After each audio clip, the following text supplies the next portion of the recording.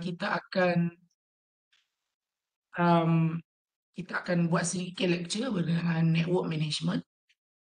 So, network management is a very important aspect in network operation. So, bila kamu ada, tak kira lah network kecil, sederhana ataupun besar, network management ni adalah dia punya orang panggil part and parcel of your network operation. So, network management ni kita adalah satu praktis di mana kita nak menjaga network kita dengan secara efisien. So, kita akan menggunakan pelbagai tools.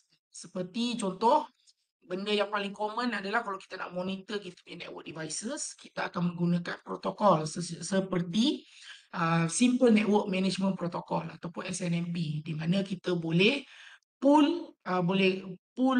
buat pull request kepada devices yang kita dah configure supaya dia boleh kita boleh monitor lah, kita boleh tahu status dia, dan juga kita juga boleh menggunakan SNMP protocol untuk terima what we call as SNMP trap. So, jika ada certain event yang berlaku dalam network, especially dekat network devices, contoh, kalau ada link down ataupun fiber putus, so devices tu akan bagi alert threat tu kepada kita punya network monitoring server supaya dia boleh alert kita punya network administrator.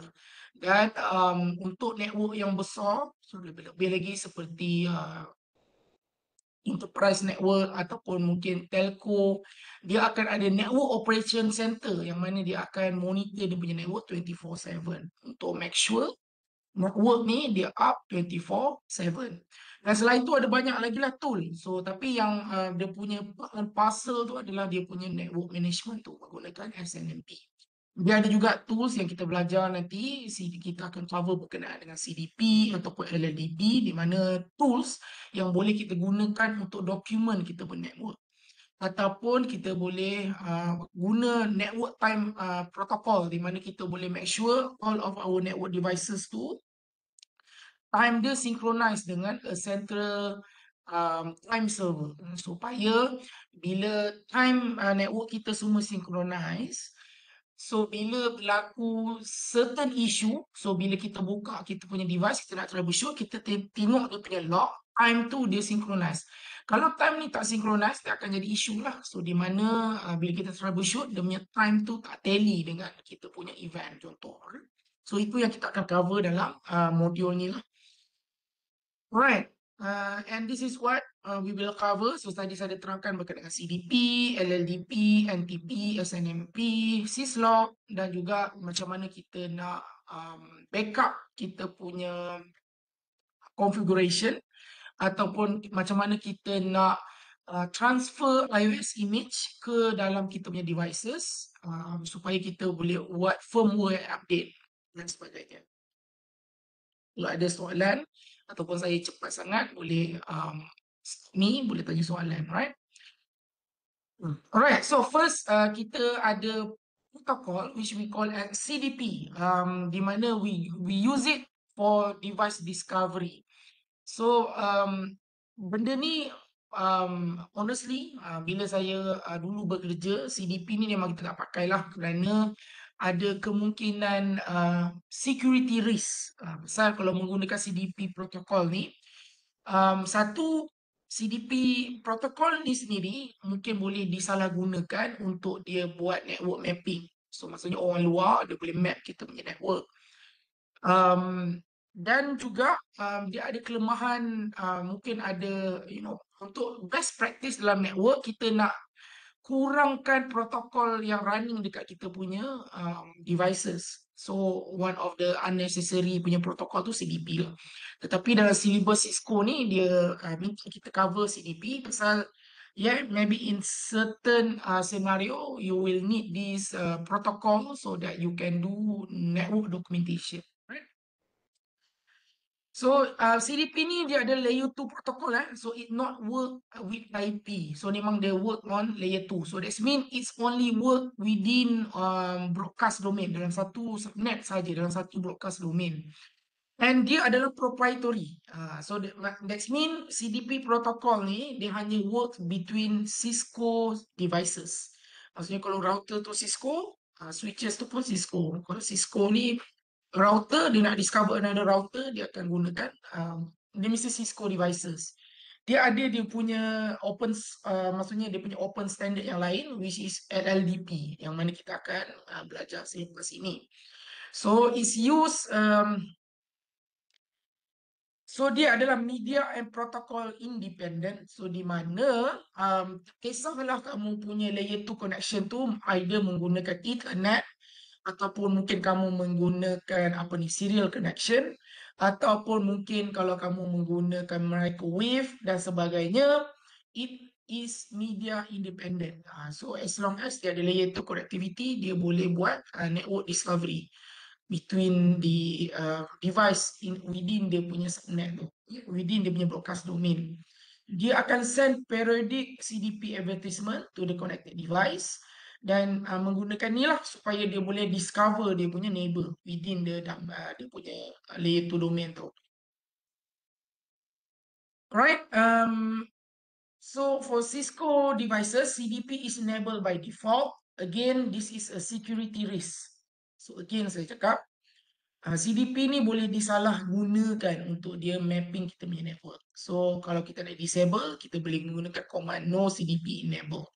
Kalau di enable, dia akan buat CDP enable. Dan kita boleh gunakan show CDP ataupun show CDP interface untuk kita discover dia punya neighbor dia. Nanti later on bila kita buat lab exercise, kita boleh gunakan CDP ni. Contoh kalau kita ada satu router dan juga switches. Contoh kita ada akses kepada router tetapi kita tak tahu IP address kita of the switches. So kita boleh menggunakan CDP. So dari situ kita boleh trial untuk dokumentkan kita punya network. Right, so ini contoh output kepada show CDP neighbor. Dia akan tunjukkan dia punya device ID. So of course selalunya dia akan menggunakan hostname. Okay, dia akan bila kita enable CDP, basically dalam CDP protocol tu dia akan advertise dia punya hostname dan juga dia punya local interface yang connected dengan neighbor tu, dekat interface apa yang connected dengan router yang kita tengah masuk tu.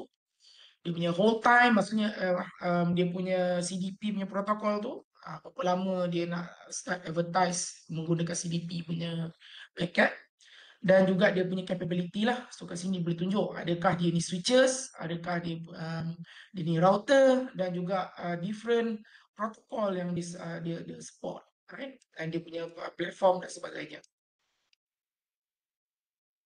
Okay, so kita teruskan. So ini nanti kita boleh tengok tapi kita buat lab. So di sini kita boleh tengok kalau kita buat show CDP neighbor details, kita boleh tahu switches atau router yang connected dengan interface tu apa dia punya IP address, interface dan sebagainya. Alright, so tadi saya dah terangkan berkenaan dengan proprietary. So dia ada open standard untuk that provide the same kind of capability. So nama protokol tu adalah LLDP. Right, so LLDP stands for Link Layer Discovery Protocol and the vendor neutral. That means any vendors yang nak support protokol ni, kalau dia nak letak dekat dia punya produk, dan dia support lah. So maksudnya, contoh kalau kita menggunakan Juniper Network, so mungkin Cisco dia support LLDP juga. So dekat switches tu Juniper. So by right dia boleh gunakan protokol tu untuk dia buat neighbor discovery. Okay, dan dia by right dia akan provide the same similar capability as CDP lah, right? Dan dia adalah layer 2 independent. Dia akan work on dalam satu subnet tu, right?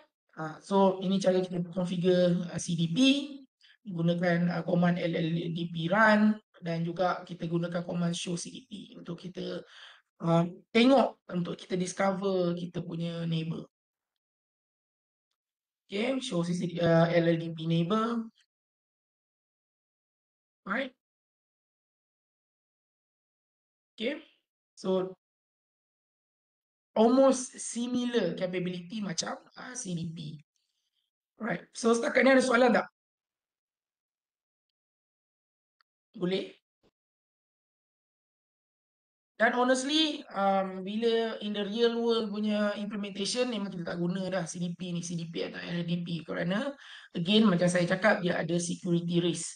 Bukan hanya orang boleh salah guna, tetapi di dalam CDP dan LLDP protocol sendiri kemungkinan akan ada vulnerabilities yang orang boleh gunakan. So untuk elakkan, untuk kurangkan risiko, kita just disable CDP ataupun LLDP. Okay. Dan seterusnya kita pergi ke next protocol which is a very important one also which is we call as Network Time Protocol NTP. Ini penting kerana we want to ensure that all of our network devices within our network domain. Maksudnya contoh kalau kita ni bekerja di dalam apa ni company, contohlah kita kerja dengan Petronas. So Petronas sebesar, dia ada banyak branches, dia ada thousand of devices. Kita nak make sure all of the router switches tu dia akan synchronize dengan kita punya semua tu akan ada uh, set clock yang sama, dia mesti synchronize. Kenapa? Kenapa? Pasal bila kita benda ni dia akan time ni akan digunakan oleh syslog. So maksudnya syslog ni kalau ada apa-apa event, maksudnya kalau ada link down, ada kerosakan ataupun ada error dan sebagainya, all is been logged dekat syslog. Kalau time tu tak betul, contohlah kejadian tu berlaku pada pukul 10 AM, tetapi clock kita tak betul. So clock tak betul, so bila kita baca dalam log, dia akan recordkan event tu di time yang salah. So dia akan menyusahkan kita punya troubleshooting. So that's why kita ada network time protocol. Okay. Dan benda ni bukan hanya digunakan oleh router ataupun switcher sahaja. Even kalau kita menggunakan kita punya PC, kita pun menggunakan network time protocol. Kita akan request time daripada NTP server. Contoh macam Windows 11. Kalau kita, contoh macam saya menggunakan Windows 11, kalau saya pergi dekat saya punya time and date, dekat sini bila kalau kita set time automatically, basically kita menggunakan servis NTP lah. Dan sebenarnya by default kita akan synchronize dengan dekat sini, this is NTP. Okay, so kita by default tak silap saya dia akan gunakan time.windows.com. So dia akan menggunakan NTP protocol. Okay, so nak make sure yang komputer saya ni synchronize dengan NTP time dekat NTP server. Dan untuk dekat PC, benda ni agak penting kerana kalau kita nak buat SSL punya certificate, maksudnya kalau kita nak buat SSL punya session, bila dia nak verify dia punya digital certificate, dia akan gunakan PC punya time. Kalau time kita ni mungkin lambat 10 tahun contohnya, pasal kita lama tak synchronize, kita akan ada masalah untuk set up kita punya SSL punya session. So kita nak browsing memang tak boleh. So benda ni sangat penting, right? Okay, so kita teruskan. Kalau kita gunakan clock, so kat sini kita akan tunjukkan, dia akan tunjukkan time kita. So kalau kita nak menggunakan NTP, so dia akan device tu dia akan synchronize dengan NTP server, di mana dah selalunya NTP server ni dia akan ada stratum, maksudnya dia akan ada different kepercayaan dia, maksudnya time tu yang mana lebih tepat. Kalau stratum 0 itu adalah di mana the atomic clock itself. So time yang paling tepat adalah yang mana dia ada kurang affected by time dilation ataupun time variance tu, dia di mana dia akan ada atomic clock. So dekat server tu dia ada atomic clock. Dan bila server yang ada akses kepada atomic clock tu, itu adalah stratum 1. So server yang ada akses kepada yang ada synchronize dengan stratum 1, itu kita panggil stratum 2, dan seterusnya lah kita ada stratum 3. Dan dia punya max hop untuk stratum tu adalah 15. Kalau kita request apa ni? Contoh stratum 16. So maksudnya dia tak unsynchronized. Okay. So dia memang dia buat secara dalam distributed. So dekat Malaysia ni saya nak tanya, siapa dekat sini mungkin boleh tahu dekat government agency mana dekat Malaysia ni yang ada atomic clock dan dia ada run NTP server untuk Malaysia Standard Time. Ada siapa tak kat sini ada mungkin tahu jawapan tu, mungkin boleh share. Siapa agensi kerajaan di Malaysia yang ada atomic clock dan dia ada run NTP server untuk Malaysia Standard Time? Anyone can guess or maybe already know? Ada siapa tak nak share? Sirim ke, sir? Yes, betul. Right. Betul, memang Sirim. Right? So, kalau kita pergi ke Sirim, kita boleh pergi je Sirim NTP. So, dia ada mst.sirim.my. So, this is dia ada dekat Shah Alam tu, basically dekat session tu, sorry, dekat mana ni? Dekat NIM in Sepang. So, dekat sini yang dia letak atomic clock dan dia ada run dia punya NTP server. Dan kita selain daripada kita nak menggunakan, so kita tengok kat sini dia ada cesium atomic clock to keep extremely accurate time for precision of 1 second in 6,000 years contoh. Maksudnya dia tak ada time variation, even benda tu berdetik untuk 60,000 tahun, dia takkan dilate dalam 1 second pun. So kalau kita nak synchronize dengan apa ni Sirim punya time apa ni time server ni, kita boleh tukar. So macam dekat window tu kita boleh point kepada mst.sirim.my. So kat sini sorry. So sekarang ni kita menggunakan Microsoft lah. So kita boleh tukar lah. So kita boleh tukar mst.sirim.my. So itu kita boleh synchronize dengan Sirim. Right. So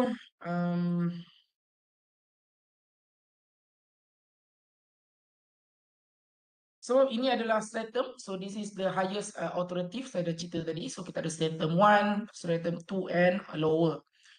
So time server on the same stratum level can be configured as peer with other time server on the same stratum level for backup ataupun verification. Kalau sama lah, tapi kalau ada stratum yang boleh atas, so NTP server tu sendiri dia akan jadi NTP client kepada server yang ada stratum yang lebih rendah, right? Okay, so kalau kita nak configure, kita punya command tu sangat pendek. Kita masuk dalam configuration mode, lepas tu kita letak NTP server, letak IP address of the NTP server yang kita nak synchronize tu lah. Dan bila kita dah configure, bila kita gunakan command show clock detail, dia akan beritahu dekat sini ada di mana kita tak ada NTP. Dia gunakan internal clock. Tetapi kalau kita menggunakan NTP, dia cakap the time source is NTP.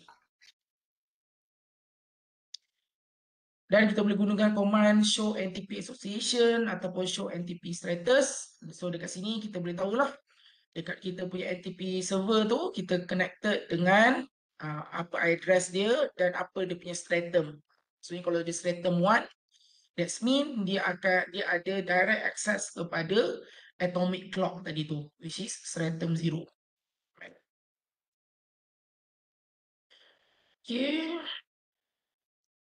Okay, so itu berkenaan dengan NTP. Ada soalan tak berkenaan dengan network time protocol? Penting so nanti bila kamu kerja, selalunya akan ada jadi masalah bila device tu semua tak apa kita panggil tak synchronous time. So kita kena configure network time protocol untuk make sure kan syslog kita tu time tu sentiasa betul. Okay. Okay, ada soalan tak sebelum kita pergi ke next protocol? Boleh?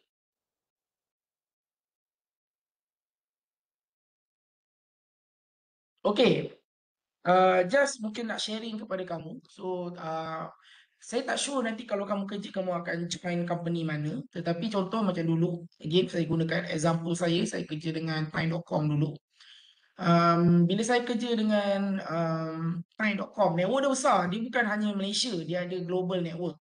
So, saya juga ada jaga devices yang terletak dekat Los Angeles, dekat apa lagi, dekat Chikura, dekat Japan, dekat Hong Kong. Dan dia akan ada time yang berbeza. So maksudnya kita kena sentiasa calculate matematik dalam kepala kita lah. Contoh, kalau sekarang ni, kalau dekat Malaysia, contoh pukul 10. So kalau kita nak access router dekat Jepun, of course lah dia akan pakai time Jepun. So kita kena tolak. Maksudnya kita kena tambah Misalnya kita lambat 8 jam daripada Jepun kan. Jepun lagi laju. So kalau kita pergi ke US ni, US sebenarnya dia lambat GMT. Tengoklah dia kalau dekat West Coast atau East Coast. Pasal US tu besar. So kalau kita tengok, kita nak troubleshoot tu sendiri, kita kena sentiasa convert time tu. Pasal kita punya router ni terletak jauh, terletak half around the world. So itu one of the challenging lah bila kita nak troubleshoot tu. Kadang-kadang kalau kita ni terlampau overexcited, kita baca log tetapi kita tak consider time tu, router tu terletak di time zone yang berbeza. So apa jadi nanti kita troubleshoot salah. So kita akan ambil log punya event tu, event yang salah. Okay, so itu one of the interesting thing lah bila kamu kerja dengan company yang ada global network contoh. Okay. Okay, so seterusnya kita ada simple network management protocol. So ini what we can see a core protocol for network management. Anywhere dekat network operation center dia memang dia akan menggunakan protokol ni lah untuk dia monitor router, switches, all the devices dekat dalam dia punya network. So dia akan ada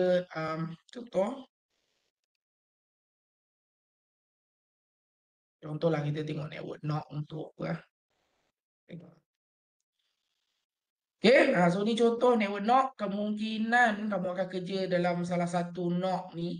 Mungkin sebagai entry level network engineer.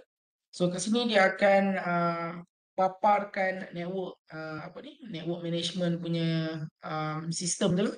Mungkin dia pakai SolarWinds ke, LibreNMS, terpulang. Tapi sebenarnya server tu dia akan communicate dengan kita punya network devices tu menggunakan SNMP punya protokol.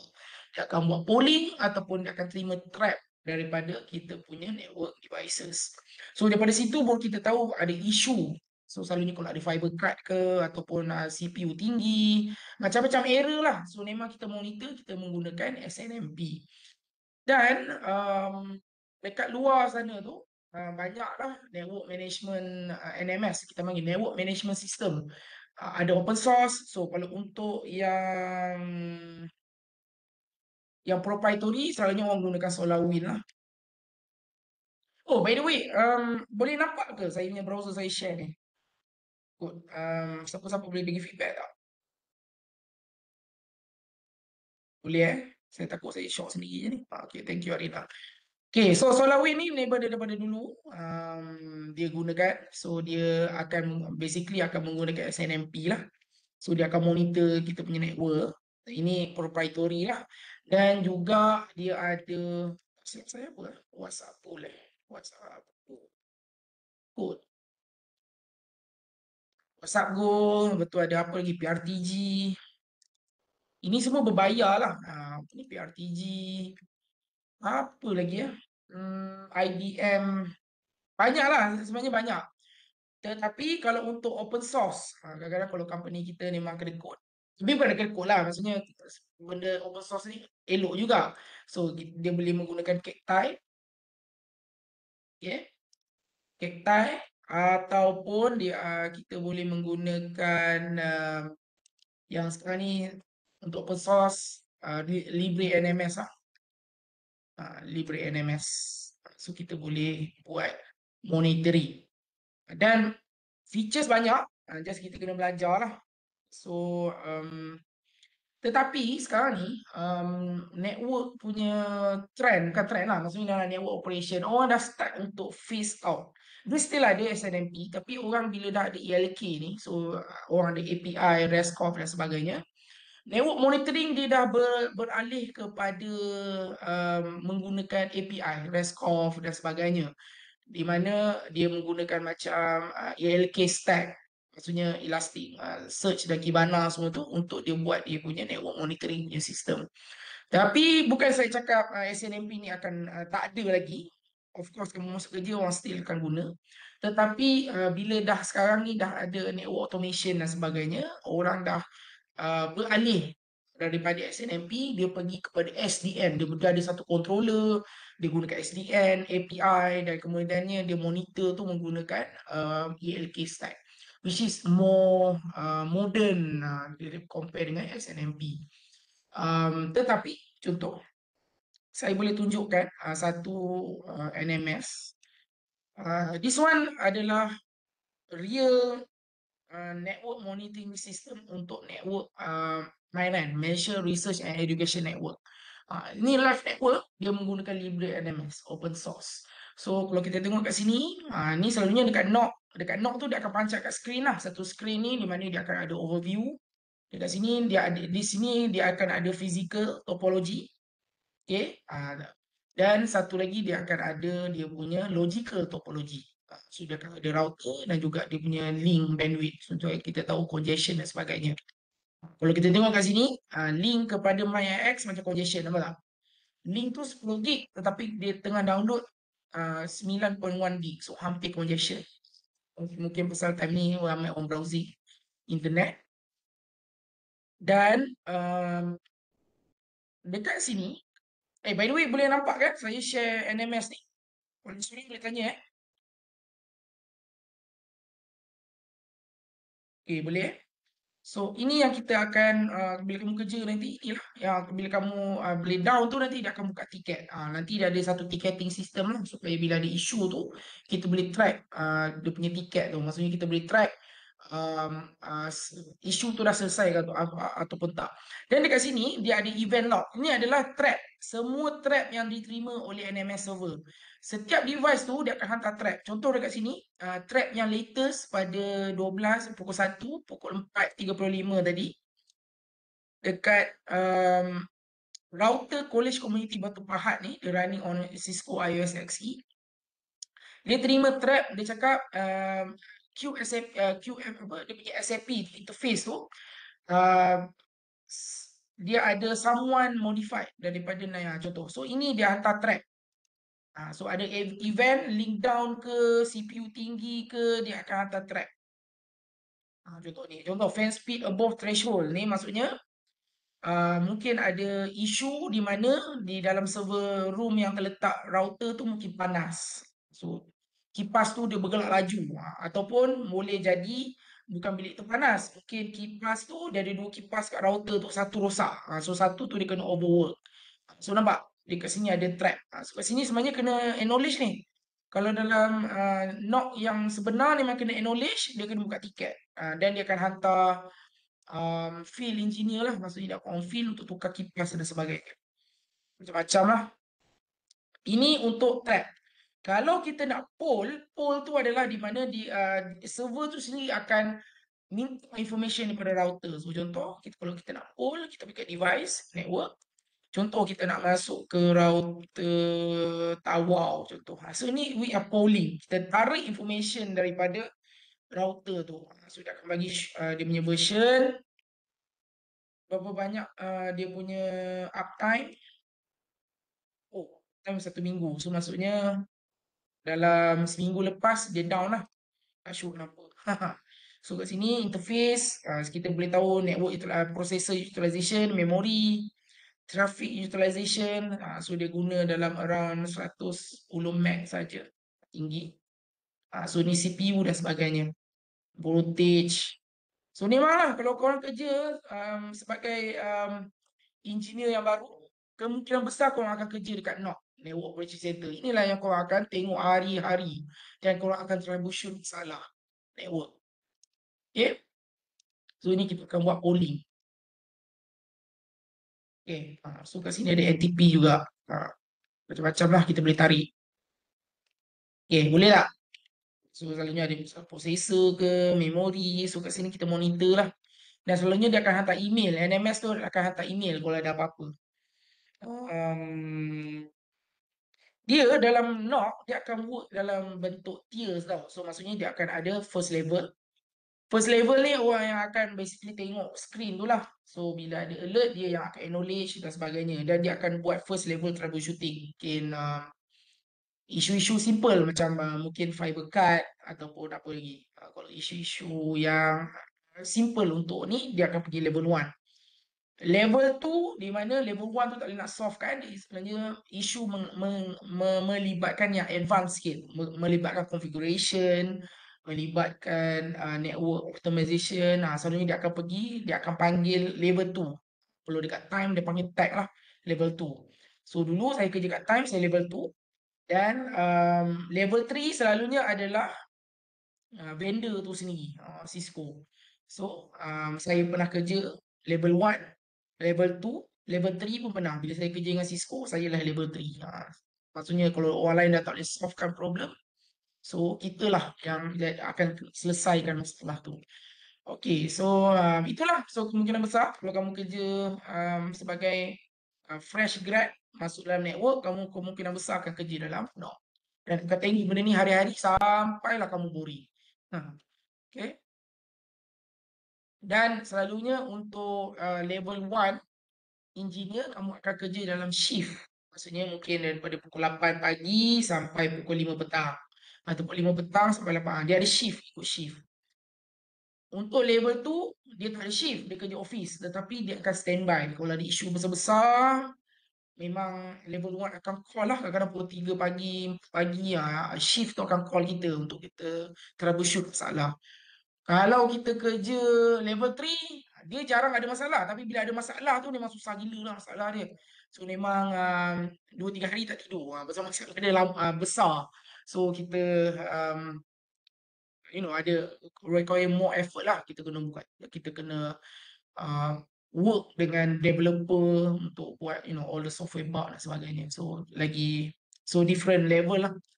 Okay. Ada soalan tak? SNMP. Right, so untuk SNMP, so boleh baca lah. So dia ada SNMP Manager, which is dia punya SNMP server tu lah. Yang akan tarik maklumat, akan buat poll dan terima trap. Agent dekat kita punya devices, dan devices kita tu dia akan ada dipanggil MIB, Management Information Base. Maksudnya dekat kita punya devices tu, untuk different vendor dia ada different MIB. So untuk CPU ada different MIB, interface different MIB. So benda ni semua kita kena mapping supaya kita boleh dapat information yang betul. Dan untuk SNMP dia akan menggunakan UDP port 161 untuk polling, dan kalau untuk terima trap dia akan gunakan UDP port 162. Trap ni bila ada event, macam saya ceritakan tadi, kalau ada port down dan sebagainya. Okay, okay, so ini trap dan get, boleh baca lah sendiri ya. So ini ada different operation dalam SNMP. Kita ada get request, kita nak dapatkan information, get next request, get bug request, get response dan juga set response. And dia ada agent ni dia akan respond dengan berdasarkan MIB punya variable. So kita kena ada MIB yang betul. Contoh, kalau kita nak check untuk gig 000, so dia ada MIB dia. So memang kalau untuk Cisco dia ada panggil Cisco MIB Explorer. Dan ini selalunya server engineer lah, selalunya network monitoring engineer yang kena buat benda ni. Dia nak mapping dan bukan senang MIB Explorer. So dari sini kita boleh tahu. Kita tengok dekat GitHub pun dah ada. So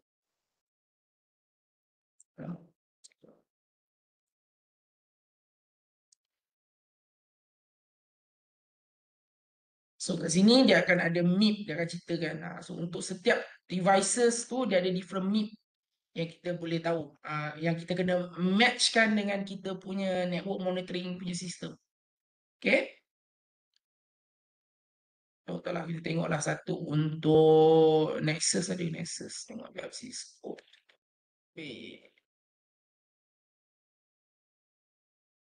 Oh, alamak, di dalam 7zip lah pula.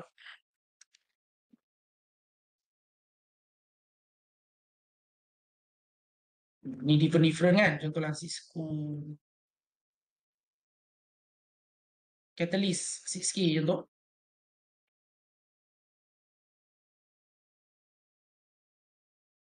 Dia ada MIP dia. So memang dia kena match dengan kita punya network monitoring system tu. Dan ni memang kerja network engineer, bukan network engineer, system engineer yang handle server monitoring kita tu. Tapi kalau kamu kerja dengan company kecil, kamulah network engineer, kamulah system engineer, kena buat semua.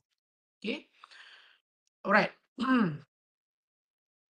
Okay, ni trap macam saya cakap tadi tu polling. So trap kalau ada apa-apa isu, dia akan send trap. Device tu yang akan send kepada server untuk dia alert, bagi alert kepada kita. Okay, dan juga SNMP ada 3 version. Kena tahu kita ada SNMP V1, V2C dan juga SNMP V3. So senang cerita, SNMP V1 memang orang tak pakai lagi pasal dia tak ada security pun. So untuk 2C dia ada security sikit di mana kita ada community string. Dan yang paling secure adalah SNMP V3 di mana dia boleh menggunakan dia ada authentication dan dia ada juga support encryption dan hashing untuk kita ensurekan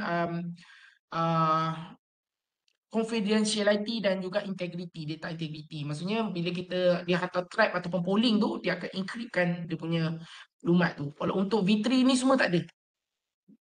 Dia just hanya ada authentication menggunakan community string. So paling secure adalah SNMP V3 lah. Okay. Right. There are 2 type of community string untuk contoh untuk V1 dan V2 dia ada read only dan juga read write. So dia ada dia kalau kita gunakan community string tu dia hanya boleh read ataupun dia boleh read write. Read write ni maksudnya device server SNMP server kita tu boleh push configuration kepada kita punya network devices. Alright. Ni MIP tadi boleh baca. Ni contohlah dia dalam bentuk hierarchical lah. Okay, MIP ni sangat penting. Sangat pening. Saya pernah try nak configure apa ni network management system. Memang pening. Memang akan ambil masa berbulan untuk berhari-hari lah untuk mappingkan MIP device tu. Dan selalunya dekat kita punya network ni bukan hanya semua Cisco Kadang-kadang ada Huawei, Juniper, Arista, kita ada apa lagi? Microtik. So semua vendor ni dia akan ada MIP yang berbeza-beza. So memang ya memang itulah kerja dia. So memang kerja sistem engineer memang kena buat benda ni. Right? So ini contoh kalau kita nak request SNMP. Ini kalau kita gunakan CLI lah SNMP tu. Okay. Ni object navigator macam saya cakap tadi tu.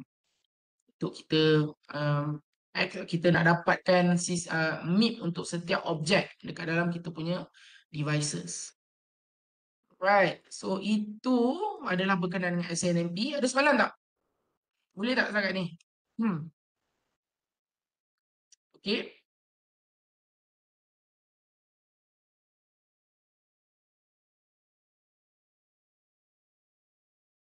Okey gitu. Boleh saya teruskan ke Syslog? Okey, saya assume boleh. So seterusnya kita akan tengok berkenaan dengan Syslog. Alright. So tadi tu kita dah ada monitoring system untuk kita dapatkan polling ataupun trap dan juga kita ada time.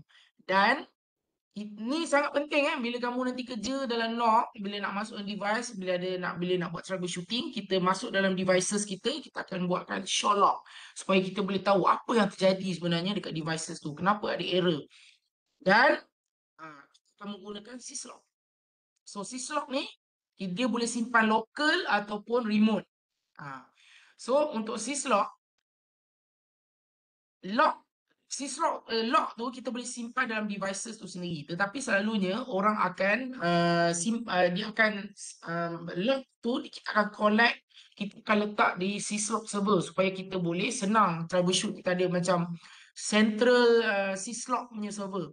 Selalunya orang akan gunakan, kalau dulu saya pernah set up menggunakan Greylock. Tapi rasanya ini dah pun lama. So Greylock. So di mana ini adalah uh,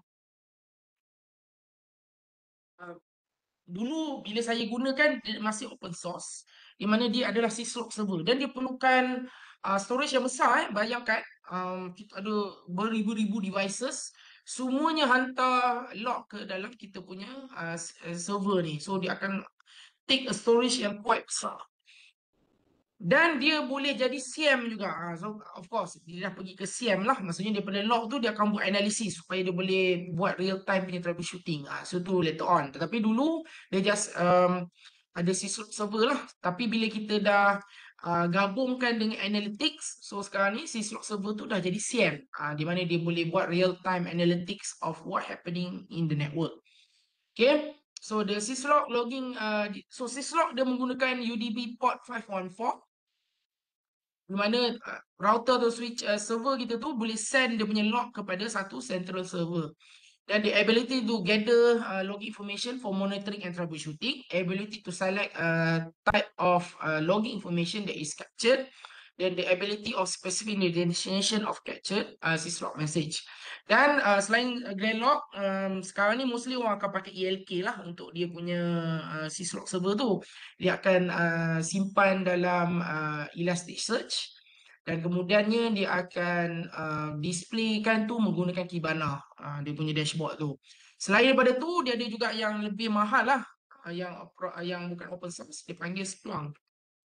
Splunk ni pun is one of the SIEM lah, maksudnya dia basically syslog, tetapi dia basically adalah SIEM juga, yang boleh buat analytics dengan kita punya log data tu. Right? Okay, so syslog start by sending a message. So dia ada output dia, dan kita boleh control tau kita nak dapat message yang mana. So dia ada dia punya level dia. Dan the network administrator may specify certain type of system that be set to various destination. So popular destination for syslog, login buffer tu masuk dalam RAM, console line, terminal line ataupun syslog server. Tapi selalunya kita akan simpan dalam dalam device dan kita akan hantar ke syslog server. So ini adalah dia ada severity level dia. Kalau kita contoh, untuk setiap syslog tu, setiap message yang terhasil, dia ada severity level dia. Dan benda ni determine oleh vendor tu lah. So dia ada level 0 sampai 7. Kalau 0 yang paling important, maksudnya kalau CPU tu tinggi, maksudnya sistem tu hang. So bila syslog kita tu dia akan tag dia sebagai level 0. Dan kalau yang lebih selalunya kalau contoh untuk critical ni, contoh macam alert ni, level 1 contoh macam kita punya link down, fiber link to down, selalunya dia akan level 1 atau 2 tak silap saya. Macam itulah. Dan dia up to level 7. Bila kita enable debug, itu level 7 lah. Dia ada macam-macam, dia buat syslog daripada hasil debug tu kan. Dan selalunya benda ni kita takkan on lah, pasal debug dengan information ni dia sangat banyak. So selalunya kita tak enable sampai informational ni. Kita hanya simpan syslog sampai notification dia, benda-benda penting je. Normal but significant condition. Selalunya untuk information atau debugging ni kita hanya akan enable bila perlu. Maksudnya kalau kita nak do deeper troubleshooting, baru kita enable debugging. Baru kita akan ada log tu yang banyak tu, yang ada level 7. Nanti log tu dia jadi terlampau banyak, dia akan gunakan space yang banyak. Dan kalau dekat local device tu, dia akan replace log-log yang lain yang penting. So that's why kita nak control dia punya severity level ni. Okay. Kalau kita enable debugging, kalau kita ada 1000 devices, kita punya server tu memang akan penuh lah. Dia akan penuh. Maksudnya, sorry. Dia akan penuh. So, dia akan hantar log setiap second. So, penuh. So selalunya kita akan dia depend on the network design ataupun network operation tu. Selalunya orang akan simpan log sampai level 5 ni je notification. Okay. Dan juga dia ada syslog punya facility. So include dia akan log jenis dia ada log untuk IP. Tadi tu untuk severity dia, tapi dia akan logkan untuk IP. IP ni selalunya untuk contoh kalau macam IPv6, IPv4 protocol up atau down. So dia akan log tu. Okay, kalau kita ada netting dan sebagainya. OSPF untuk routing protokol lah berkaitan dengan OSPF, neighbor up, neighbor down. Atau operating system. Contoh kalau CPU tinggi, dia akan log tu jenis tu adalah jenis yang sys. IP security kalau kita ada ACL ataupun kita ada enable zone based firewall ataupun kalau kita ada interface. Ni kalau interface down, up.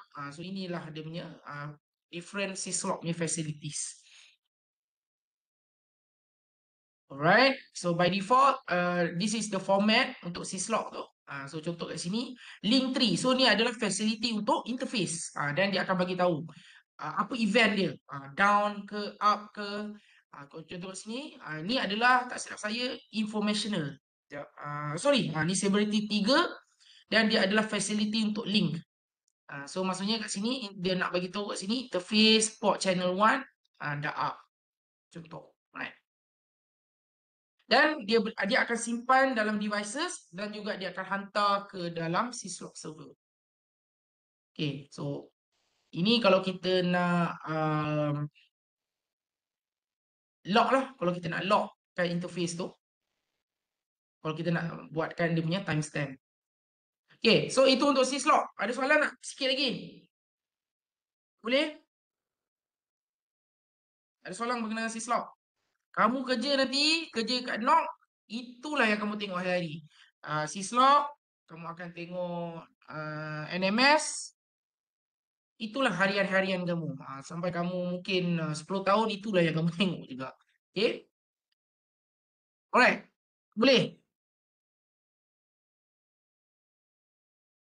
Okay, so kita pergi terusnya adalah router and switch file maintenance. So, dalam router atau switch, dia macam komputer juga. Di mana dia ada file system. Dan file system tu dia akan menggunakan file system, dia akan simpan various file lah. So, yang paling selalunya kita gunakan untuk network operation adalah configuration. Bila kita show run tu, dia punya configuration tu, dia akan simpan dalam file system dia. Dan juga dia punya image, dia punya iOS image untuk dia punya operating system, network operating system. Okay, so ini adalah Cisco iOS file system (IFS). Dia based on Unix punya, bukan Unix, dia bukan Unix, bukan. Dia bukanlah betul-betul ikut Unix punya, tapi somehow kalau kita boleh gunakan command dir. Contoh kalau kita nak tahu kita punya directory, ataupun kita boleh gunakan command kejap contoh dir ni kita nak tahu dalam kita punya um, semua directory dan juga file yang ada. Contoh ni adalah dia punya file system. Dan kita juga ada NVRAM. NVRAM ni adalah di mana kita non-volatile RAM. Kita akan simpan information yang hilang bila kita reboot. Selalunya kita akan simpan kita punya configuration file, startup config, ataupun kita punya macam public ataupun private key dan sebagainya. Kita nyebut loader semua dalam ni. Okay. Untuk kita punya iOS image, kita tak simpan dalam NVRAM. Pasal NVRAM ni, dia laju. Maksudnya dia memanglah non-volatile, tapi dia kecil. Dia punya size tu kecil. Selalunya untuk iOS image, kita akan simpankan dalam flash. Dalam flash storage. So, itu lain. So, ini dalam NVRAM, kita selalunya akan simpan macam kita punya configuration. Kita punya, tak silap saya, VLAN table dan juga different table lah. Ni routing table, certificate dan sebagainya. Okay, kalau kita gunakan command cd tu, tadi tu by default dia akan pergi ke root. Dia akan pergi ke boot flash punya root. So kalau kita nak tukar ke folder NVRAM, kita guna command cd nvram. So dia akan pergi. So dia bukanlah macam Linux sangat. Dia macam lebih DOS. Dia macam lebih mengikut cara DOS, DOS operating system punya cara file system dia. Okay. Kita boleh guna command show file system. So ini kalau kita nak first, macam kalau kita nak backup kita punya file configuration, kita boleh menggunakan kita punya bila kita buat console dan sebagainya, kita boleh log lah. So maksudnya kita boleh save dia punya log file tu. So ini adalah configuration file tu. So bila kita buat coran, kita boleh copy the text tu, later on kita save dalam satu text dan kita boleh transfer balik ke dalam device tu. Mungkin gunakan TFTP dan sebagainya. Kita boleh guna putih, Teraterm. Kalau putih tu kita gunakan this one lah, logging.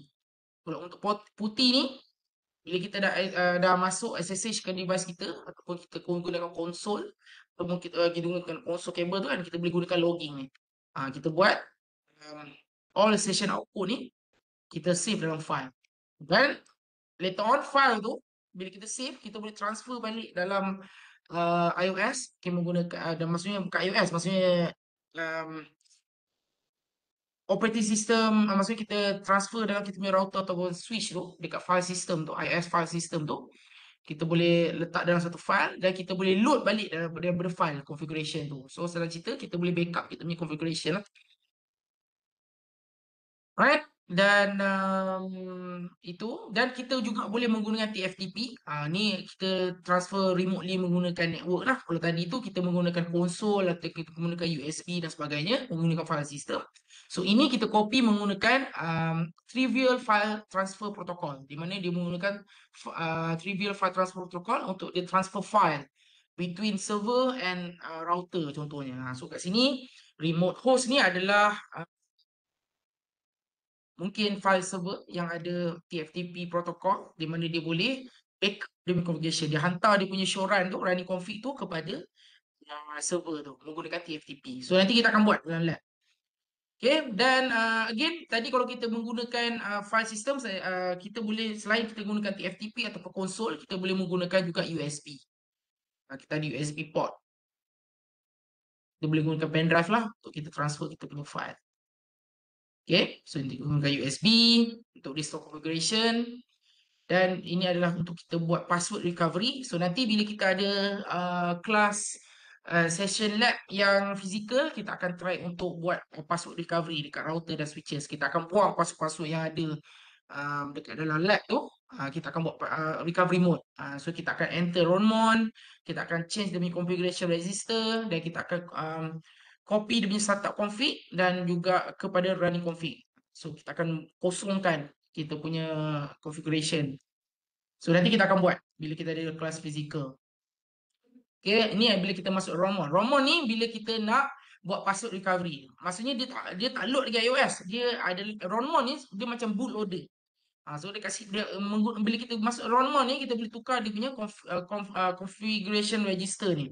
Kalau kita masukkan config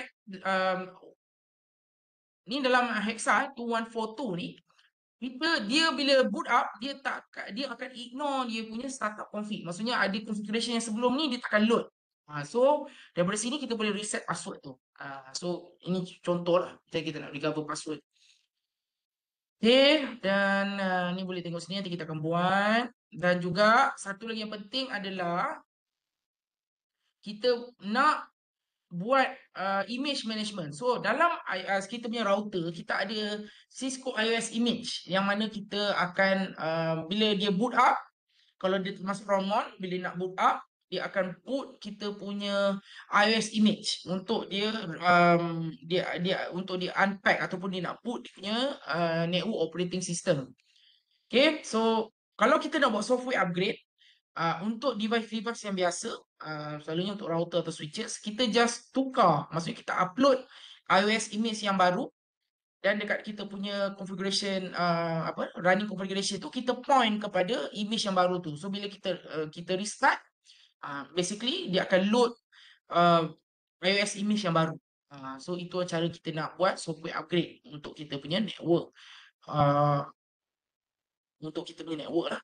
Okay, dan selalunya kita akan transfer tu menggunakan TFTP. FTP pun boleh, SSH pun boleh. Okay. So ini caralah. So ni kita nak copy daripada TFTP, kita copy dia punya iOS image ni, kita nak save kat dalam flash dekat kita punya devices. So ini kita copy lah menggunakan internet. Oh, sorry, menggunakan network. So bila kita nak boot, kita akan point kan dekat kita punya configuration tu. Bila boot tu kita akan point kan dekat dia punya directory dan juga dia punya image yang baru tu. Dan bila kita restart, kita reload, dia akan put image yang baru. So ini cara kita buat software upgrade. So ini ikut pengalaman saya, ini untuk device yang iOS biasa ataupun iOS XE lah. Tetapi untuk device-device yang besar macam core router dan sebagainya yang menggunakan iOS XR, Junos dan sebagainya, dia bukan semudah inilah nak buat software upgrade. Dia akan ada additional step yang agak panjang. Dia macam pasal dia macam server juga. So bukan semudah tu. Tapi most of network devices macam yang running on iOS atau iOS XE, inilah cara dia nak buat dia punya software upgrade. Okay. Sebelum kita nak buat kita punya lab exercise dan mungkin kita rehat dalam masa 5 minit, saya nak tanya, kenapa kita perlu upgrade software kita punya network operating system? Ada siapa-siapa kat sini nak bagi dia punya opinion? Kenapa kita nak kena upgrade? Kalau benda tu dah works, kenapa kita nak kena update? Anyone?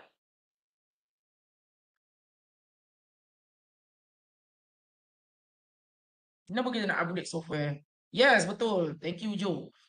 Ini sebab yang paling utama lah, security patch. Pasal software ni ditulis oleh software engineer Cisco, of course. Dia akan ada sentiasa vulnerabilities. So dia akan ada new CVE dan sebagainya.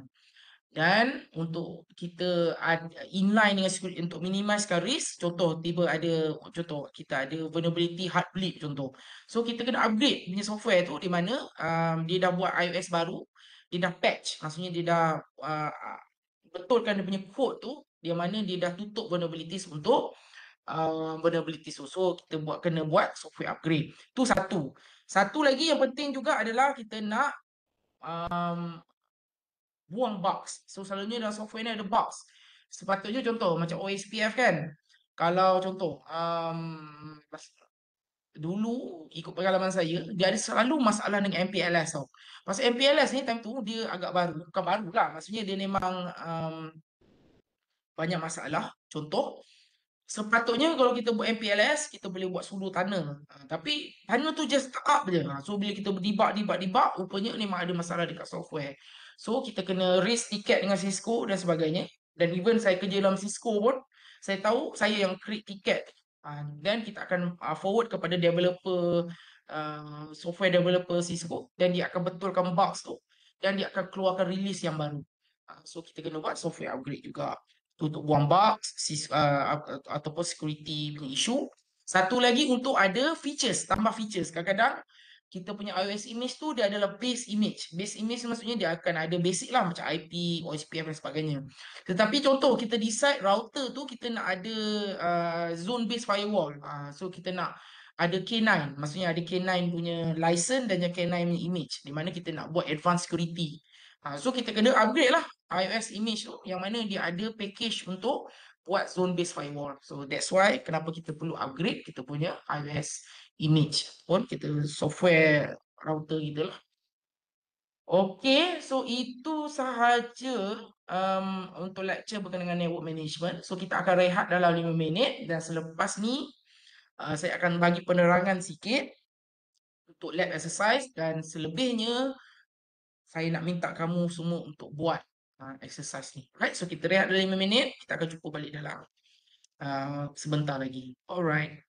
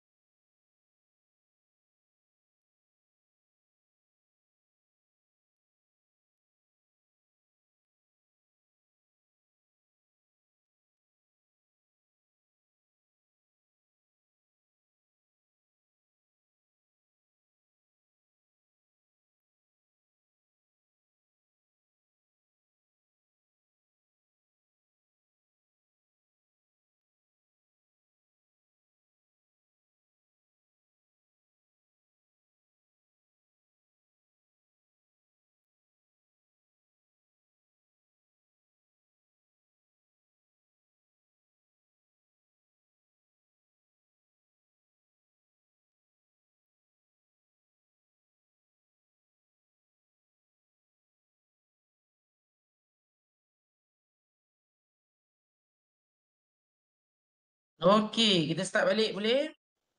Semua dah ready?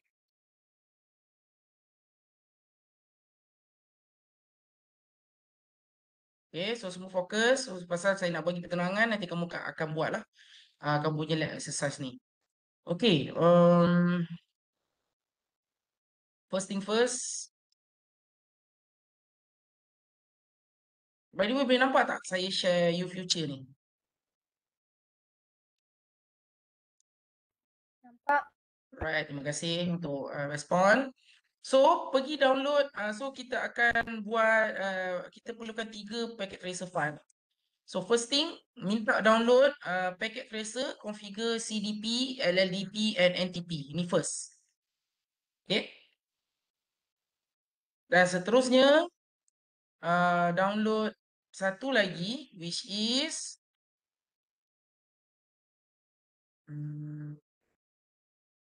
packet tracer backup configuration file. So tadi tu yang ada CDP, LDP dan NTP configuration, dan kemudiannya adalah backup configuration file. Ini satu, kita akan gunakan TFTP untuk kita backupkan kita punya configuration file, dan juga kita akan buat satu lagi. Ini nanti kita akan buat dekat physical lab nanti. So jangan risau, kita akan buat satu lagi. Sekejap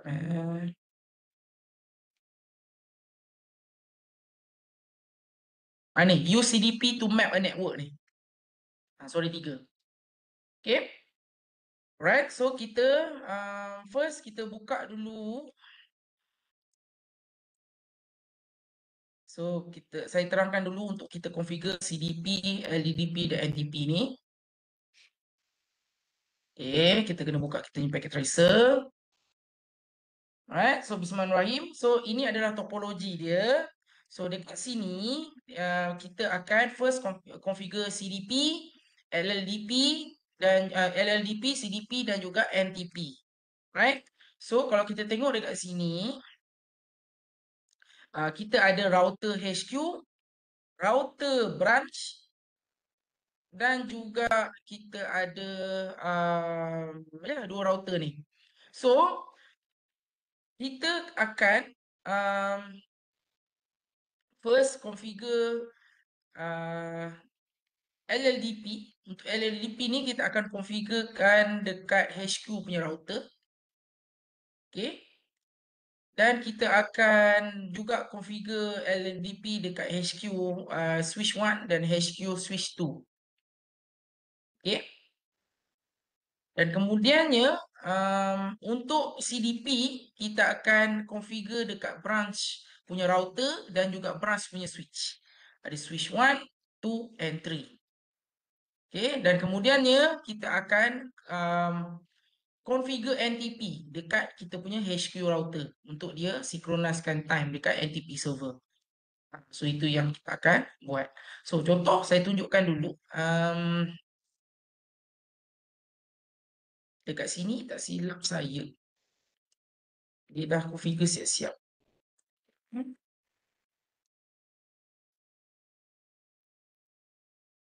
Dah configure siap-siap.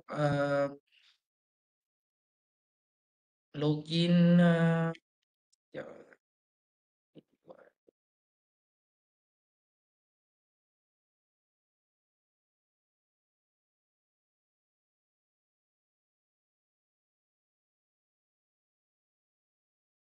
Dia dah enable telnet. Cumanya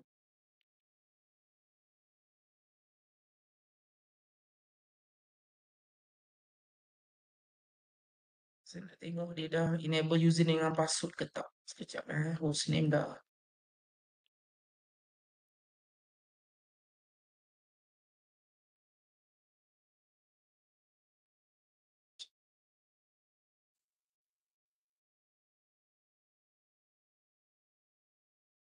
Dah. Nampak dia dah configure username dengan password. So ini untuk switch lah. Okay. So dia dah configure username dengan password. So nanti kamu just telnet saja. Kalau kita nak ni lah. So anyhow, dia dah configure basic configuration. Kita hanya perlu configure untuk LLDP dan CDP dan NTP dan sebagainya. So kita buat dulu LLDP ni. So kita akan configure dekat HQ. Okay, so untuk kita enablekan, kita nak configure LLDP, kita kena disable dulu CDP. So kita kena buat no CDP. Pasal by default CDP tu enable tau. So kalau kita buat show CDP, so nampak kat sini dia dah enable by default. So kita kena disable dulu. So conft no CDP run.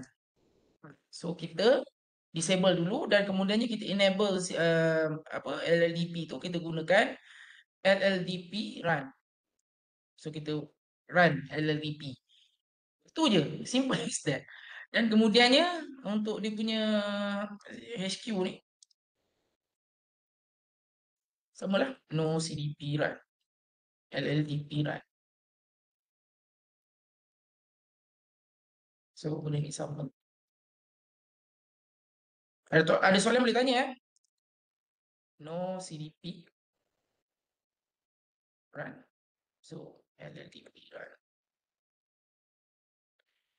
Alright, so bila kita dah buat, kita dah disable, enable dekat HQ1.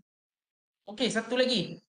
Dekat HQ switch 1 and switch 2, kita akan configure dia untuk send only. So dia takkan receive LLDP message.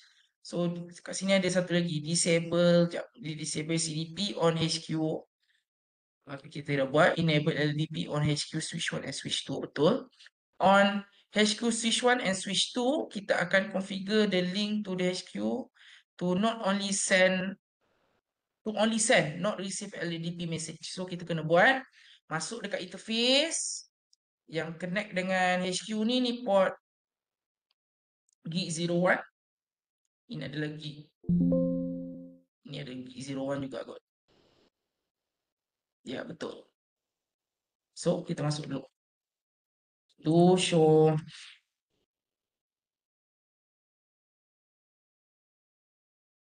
sekejap, tengok dekat FA01. Sorry, gig 01. Betul. Okay, gig 01. So kita masuk dalam interface tu. Gig 01. So kita akan buat LLDP receive only. Kita nak dia supaya to send only. So transmit. So kita akan buat no LLDP receive. So sama lah. So kita akan buat juga untuk HQ router yang satu lagi ni. So bila kita dah buat configure ni, so bila kita dekat HQ ni, kalau kita buat show CDP neighbor, show LLDP neighbor. So kita sekejap, dia akan ambil masa. Dia kena cepat sikit. Dia memang dia minta kat sini untuk fast forward, to speed up-nya.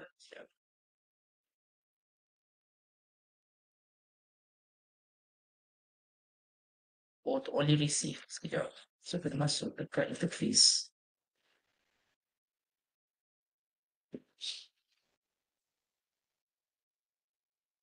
Dia tengah initialize tapi tak apa. Sekejap. Masuk. So kita kena pergi dekat interface. I think kat sini pun gig 01. Gig 00. Satu lagi adalah gig 01.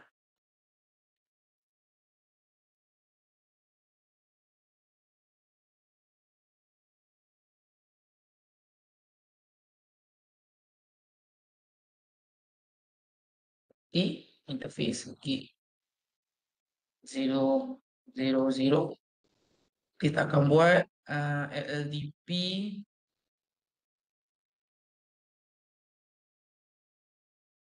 receive. Okay, so untuk LLDP transmit, no LLDP transmit. Okay. Kita boleh show LLDP ni. So dah ada. Nampak? Okay, dekat switch 1. Dekat sini untuk dekat interface satu lagi, interface gig 001. So kita kena buat LLDP receive. So LLDP, no LLDP transmit. Okay. So untuk kat switch ni samalah. So kita kena masuk kat interface gig 00. Silap. Show piping face brief. Kita tengok apa lah.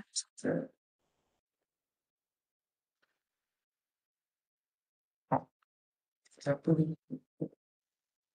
Telah gig 01. Minta maaf. So, face gig 01 LLDP dia akan transmit sahaja. No LLDP receive. Okay. So maksudnya dia takkan dapat LLDP punya paket daripada HQ lah. So bila kita buat show CDP neighbor, show LLDP neighbor barat, dia takkan nampak lah. Oh, dia nampak. Tapi tadi pasal dah tertransmit kot. Sini boleh. So ada dua dah. So switch 1 dengan switch 2. Okay. So ini dah configure lah LLDP. So untuk kalau kita buat show LLDP neighbor detail. So kat sini kita boleh tahu. Dekat switch 1 kita connect dengan contoh dekat port gig 01. Gig 01 kita connect dengan switch 2. Dan apa dia punya apa ni, kalau dia ada IP address dia akan bagi tahu lah IP address, tapi ni since dia layer 2 saja, dia tak ada configure IP kat interface tu. So tak adalah IP address. So ini LADP. Ada soalan tak? So nanti untuk CDP lebih kurang sama. So untuk CDP dekat branch, dan dia akan dekat branch switch 1 dan switch 2 ni dia akan tak ada, dia just terima transmit dan receive dua-dua. Okay, boleh tak? So dia tak perlu no LLDP pasal by default dia tak run LLDP. Okay. Untuk Cisco new device. Dan seterusnya adalah untuk NTP. So untuk NTP tu kita senang je lah. So just NTP server IP tu 192.168.1.254. Settle. So bila kita gunakan show NTP status, association dulu. So dia dah initialize dengan server NTP server ni. Okay, so itu untuk lab yang this one, yang untuk kita configure LADP, CDP dan juga NTP. Ada soalan tak? Boleh?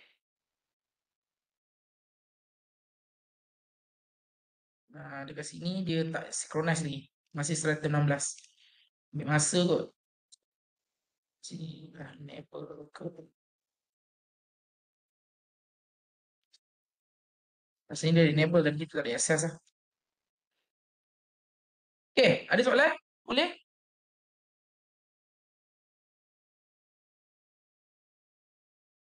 Okay.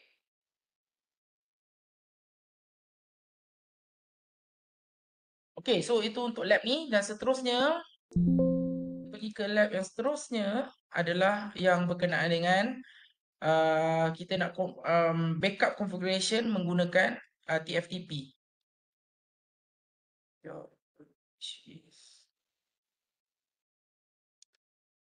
This one, backup configuration file. Kan?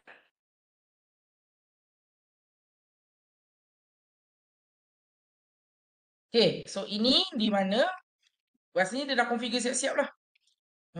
Kita kena sekejap kat sini kat on lagi. So kita akan establish connectivity to TFTP server daripada PCA ke router menggunakan, kat sini rasanya kita menggunakan konsol. Rasanya router ni okay, untuk konsol. Okay, so kita masuk je lah. So kita buka dekat PC, dekat desktop. kita akan buka konsol. Pergi dekat terminal. Okay. So, kita dah masuk konsol. Dan kemudiannya kita akan configure interface enable, conft, interface gig 00. So, kita kena buat IP address lah. So, IP address. FTP server punya gateway. Kita kena configure kat gig 00, this one. Okay, so kita buka kat FTP server ni. Pergi kat API configuration. So, ini dia punya gateway punya IP. 1.1/24. So, kita configure balik.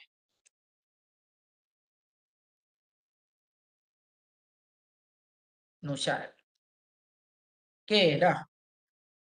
Okay, so kita test pergi ke TFTP server. So, kita try ping TFTP server 172.16.1.2. Tengok boleh ke tak. Okay, boleh. Dan seterusnya, kita akan copy TFTP server tu untuk ke running config. IP dia IP TFTP tu 16.1.2. Source file name tu, kita nama file yang dalam server tu namanya rta-conf. Destination dia running config. Okay, so kita dah copy tadi tu. Dah copy. Dia tak copy sorry. Dia 0 second. Dah. Okay, so kalau kita tengok dekat router ni sekarang ni dah jadi router A dah, nampak? Shoran dia barat dah complete lah semua configuration dia. Itu saja. Kita dah backup configuration dah. So kalau kita buat show, dia dah copy the rest of configuration. So itu saja. Dan seterusnya adalah untuk kita backup the configuration. So kita akan backup configuration dan juga iOS. So iOS tu kita akan copy daripada TFTP server ni, iOS image ke router ni. Sorry, ke router ni, dan kita akan reload dia. So itu untuk kita buat upgrade kita punya software. Ada soalan tak? Boleh?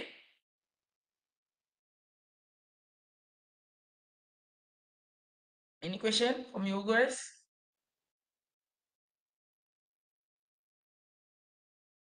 Follow je arahan ni Okay, dan seterusnya, last but not least, kamu akan buat ni. Kita gunakan CDP ni untuk kita mapkan network ni. Use CDP to map network. So ini dia macam mencabar lah. Maksudnya dia lebih macam puzzle sikit.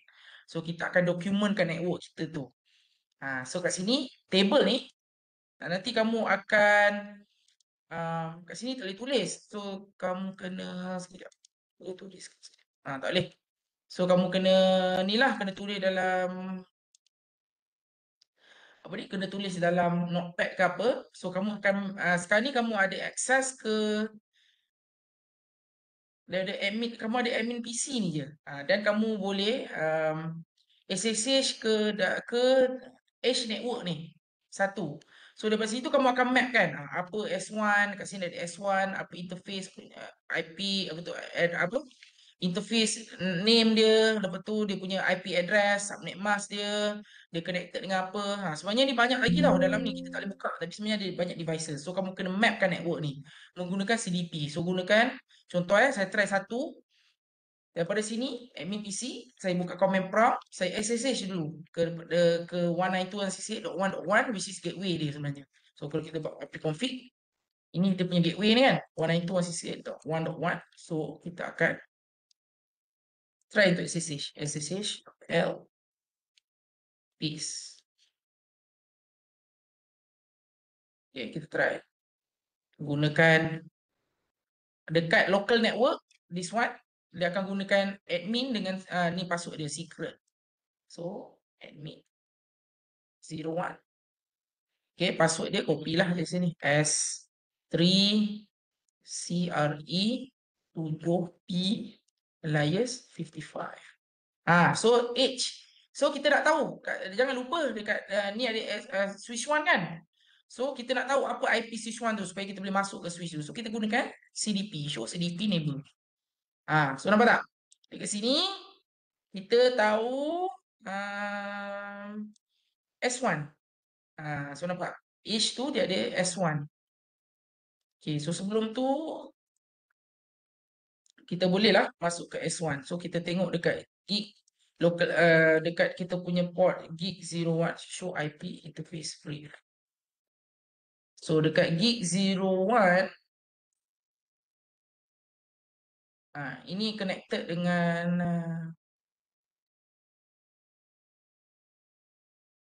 dekat gig 01 ni 00 ni sorry dekat situ ini adalah IP address dia letak dekat interface gig 00. Okay, so kalau kita buat show CDP neighbor detail kita boleh tengok dia running on inilah kita untuk switch 1 dia ada tak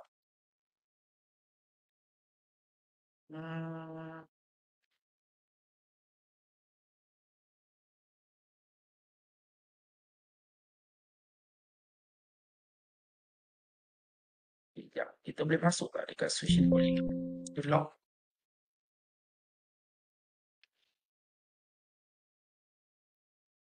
So kemudiannya kamu akan pergi ke branch admin dan sebagainya. So jangan lupa untuk dokumenkan S1 ni dan sebagainya. So itulah kita akan gunakan sampai kita dapat dokumenkan semua devices yang ada dalam kita punya network. Okay, so ada soalan boleh tanya saya nanti Ada soalan tak? Setakat ni. Kalau tak ada, kita ada setengah jam lagi ni. So minta masing-masing untuk download 3 file tadi tu. Satu yang berkenaan file configure HTTP, LDP dan NTP. Second, backup configuration file ni. Dan juga buat this one. Yang use CDP to map a network. So buat tiga-tiga ni. Setengah jam boleh siap lah ni. Okay. Alright, so I leave it to you.